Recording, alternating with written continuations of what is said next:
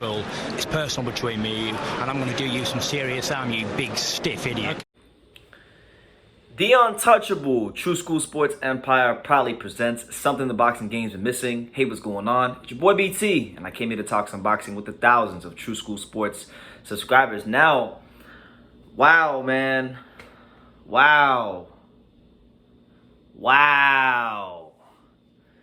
Just when I thought Jaime Munguia and Golden Boy Promotions couldn't get any worse or couldn't get any more obvious with them blatantly avoiding top competition at the middleweight division, they go ahead and they just announce the next fight. You can say the date, Honda Center, Anaheim, California. Jaime Munguia will be taking on Jimmy Kelly. Yes, I know most of you just said who is Jimmy Kelly. I know who Jimmy Kelly is, but a lot of you guys out there probably don't know who Jimmy Kelly is. So let's talk about this fight. So Jaime Munguia is fighting Jimmy Kelly. Now, how did this all come to be? How did this happen? And you know, what's the reaction? Let's dissect it.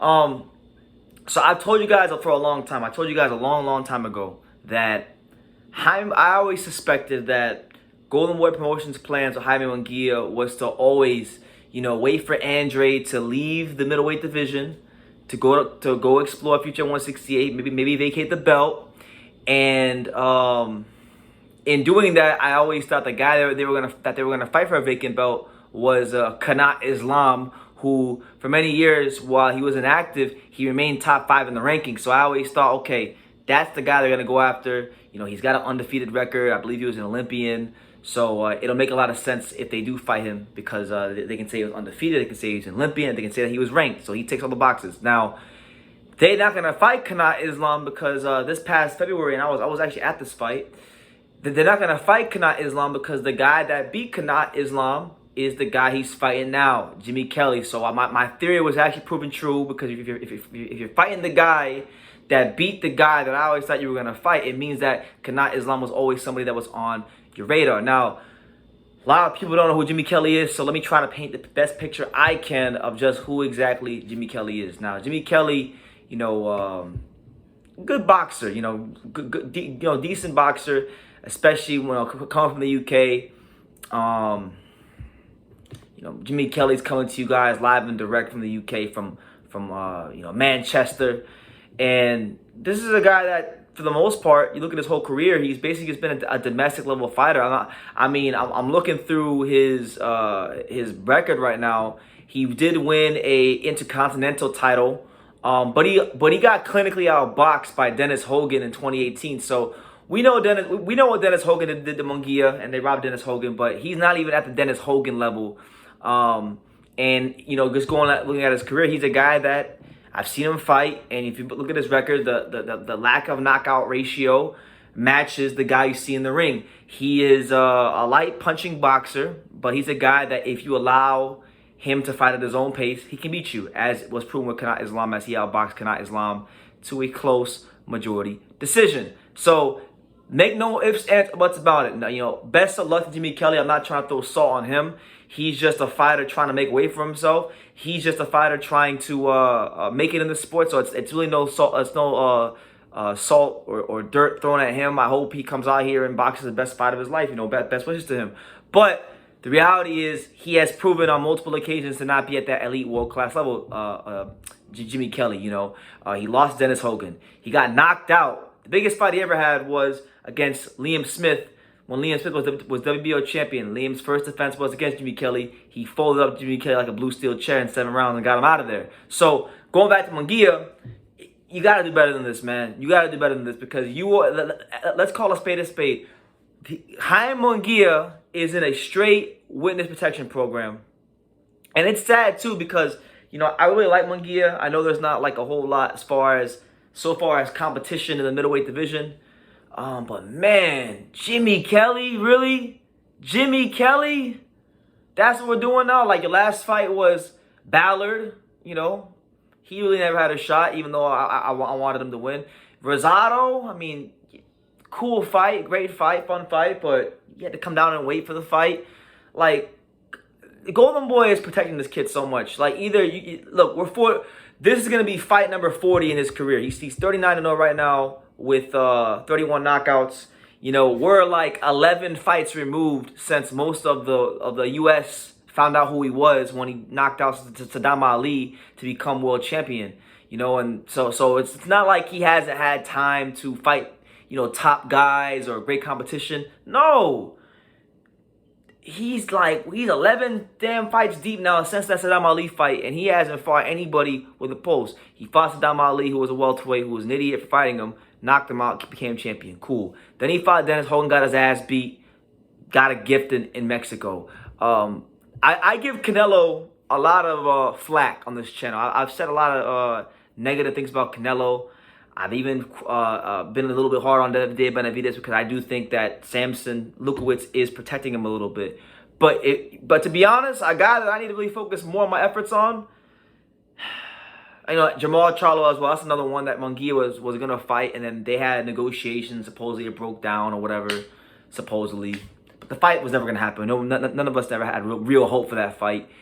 Which is sad because he could have actually maybe beat Jamal Charlo. I would have actually given him a great chance to beat Charlo. But, you know, Charlo's another one. Charlo, Canelo, Benavidez, all these guys I can accuse of being in some form of witness protection or not showing a willingness to fight. But, man, out of everybody in boxing, out of all the fighters, out of everyone, more than Canelo, more than Benavidez, more than Charlo, more than everybody, Jaime Munguia's witness protection program is number one. And out of all the witness protection programs in boxing, this is number one because they're doing a good job. I give Golden Boy credit. They've done a great job of keeping him active.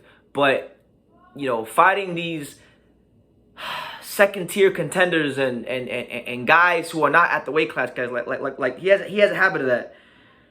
Saddam Ali was not a 54-pounder, but he had a belt, so I give him a pass for that. But then, you know, Rosado making him come down.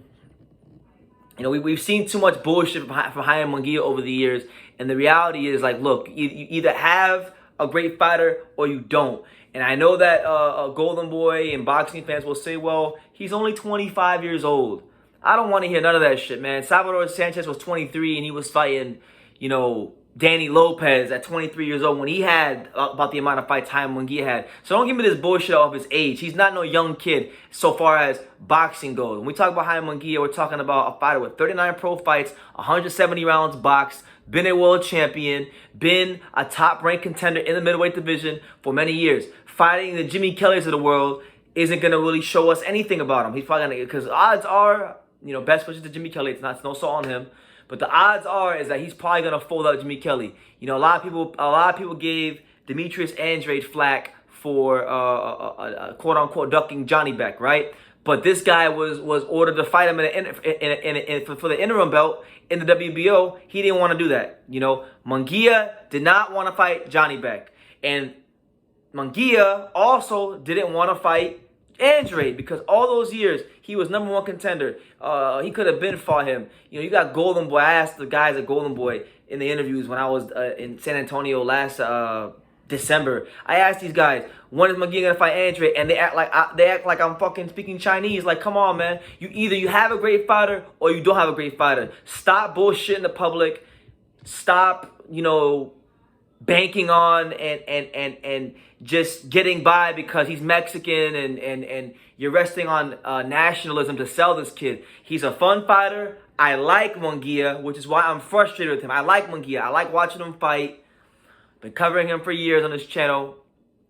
I think he's improved, but I want to see just how much he's improved. And this fight isn't going to tell me anything because he's fighting a guy with a textbook British style who's a light punching boxer who he will probably knock out within 8 rounds or less. That's more than likely what's going to happen. But I'm going to leave it at that. Jaime Munguia, I mean, I know we've accused Benavidez of being a protected fighter. I know we've accused of Canelo of being a protected fighter at times in his career. I know I've accused Charlo of being one of boxing's, like, most, you know, his career is becoming a waste of time because he doesn't want to fight anybody. I've accused all these guys. I've accused, you know, fighters from all different weight classes, from all different kinds of countries and nationalities of bullshit, right? But out of all the witness protection, even Deontay Wilder, that's another one. I used to accuse him of being in a witness protection program before he fought Luis Ortiz. But out of everybody who's in witness protection, all the fighters, any weight class you want to pick, The one that's the most protected is Jaime Munguia. Let's not get those words confused. Let's not get them minced. Let's not get them misconstrued. All right? Jaime Munguia is the most protected fighter in boxing because they're trying to make him like he's a Canelo Alvarez. All right? And listen, he's no Canelo Alvarez. He's 25 years old. By the time, Canelo was 25, he had already fought Mayweather, Austin Trout, your Shane Moses of the world, guys like that. So you can't even compare. You can't even try to promote him like that.